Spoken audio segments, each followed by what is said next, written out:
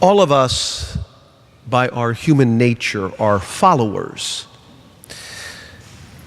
Each of us, from the first moment of our awareness as young babies and children, learn what to do by the example and the teachings of others, our parents, our teachers, our peers so often.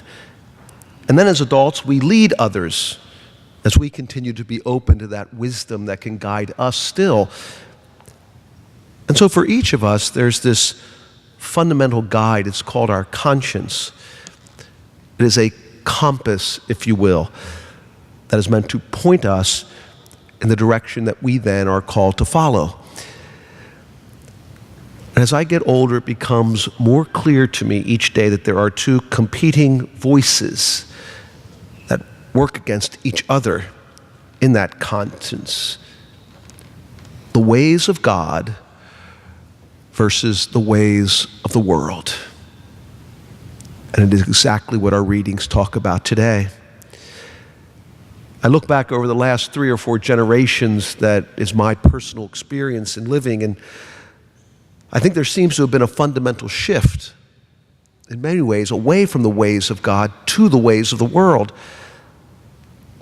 I think of my parents and their lives and their parents' lives. The ways of God govern all that they did.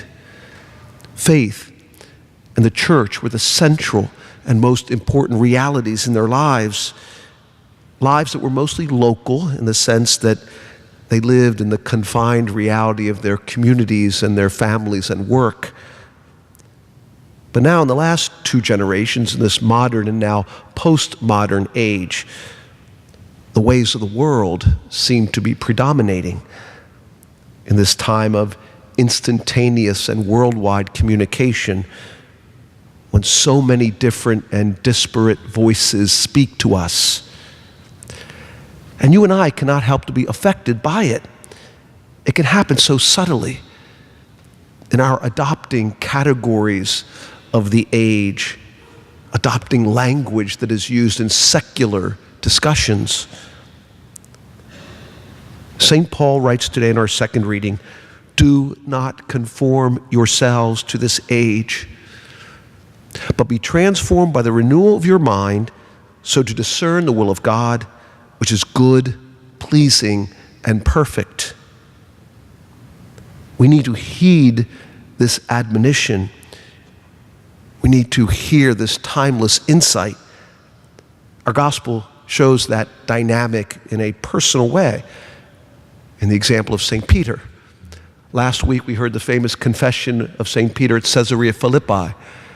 Then the one known as Simon proclaimed that Jesus was the Son of God.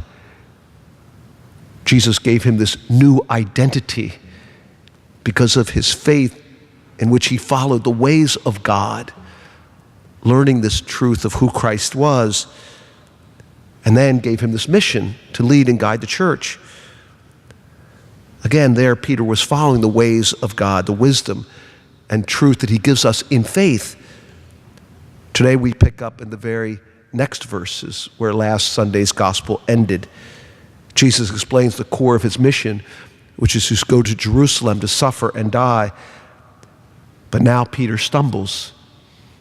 He adopts the ways of the world, rebuking Jesus. "Lord, no, it shouldn't be that way." And then Jesus says to him, "Get behind me, Satan. You are thinking not as God does, but as human beings do."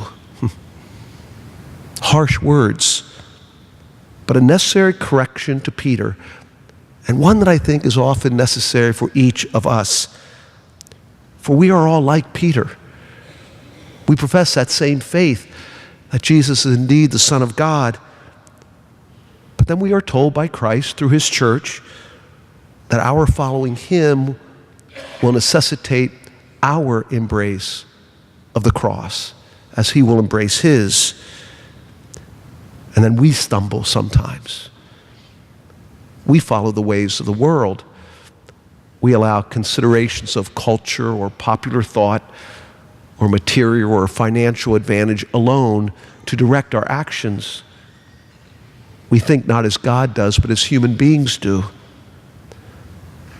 All of us have been pained by the images of the devastation of Hurricane Harvey this past week, our hearts filled with sadness. We see the images of great suffering, but also of great and heroic sacrifice at the unbelievable generosity of so many. How do we process all of this? Do we see it in the absence of faith, as so many of our secular commentators seem to? Or do we seek to be guided by our faith, to see God's action in all of this? Do we think first of Christ, the Son of God who suffered and died on the cross so that he could associate himself with all of the suffering of all of humanity throughout history? Do we see his heart reflected in the hearts of those who have been sacrificed so much to help so many? Do we recognize that tragedies are and always will be part of the human condition?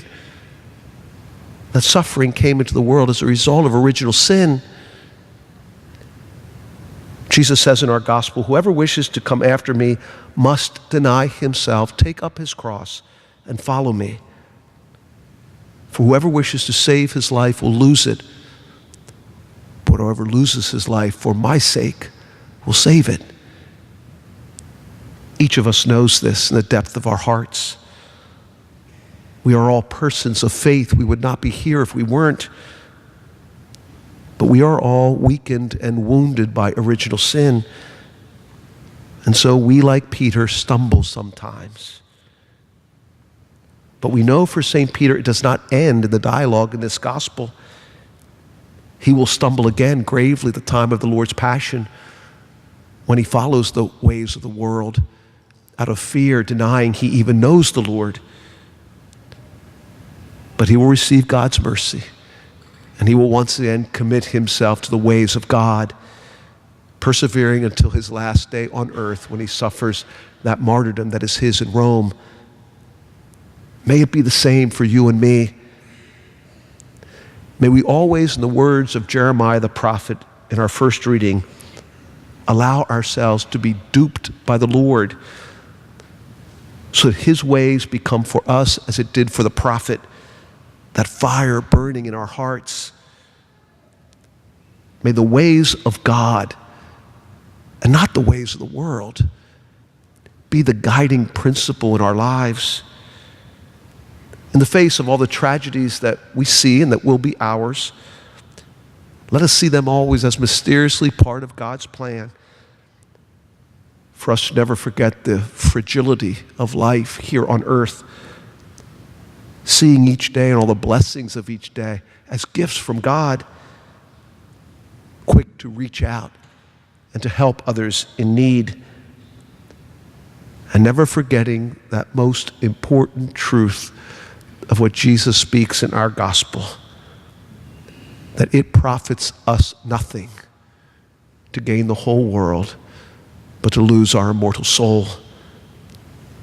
So that all we do will always be guided by attaining that one and only and ultimate goal of this life, eternal life and eternal happiness in him.